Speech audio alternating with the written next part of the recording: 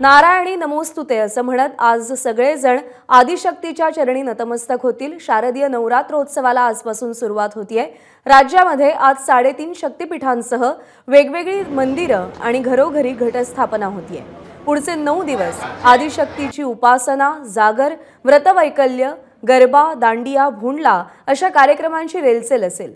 दरवर्षी अश्विन महिन्याच्या शुक्ल पक्षातील प्रतिपदापासून नवमी तिथीपर्यंत आदिशक्तीचा उत्सव साजरा केला जातो।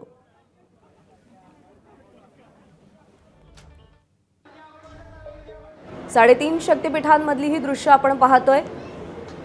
करवीर निवासिनी अंबाबाईच्या मंदिराला आकर्षक सजावट करण्यात आली आहे, तर उभ्या महाराष्ट्राचं कुलदैवत असलेल्या तुळजाभवानी मंदिराच्या प्रांगणात सुद्धा खूप मोठी गर्दी आपल्याला पाहायला मिळते।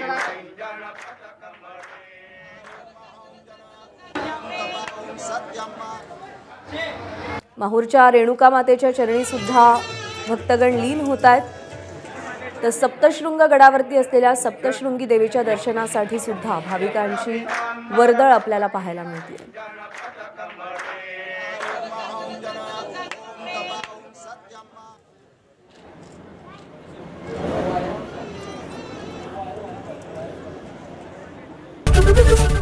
एबीपी माझा, उघडा डोळे बघा नीट।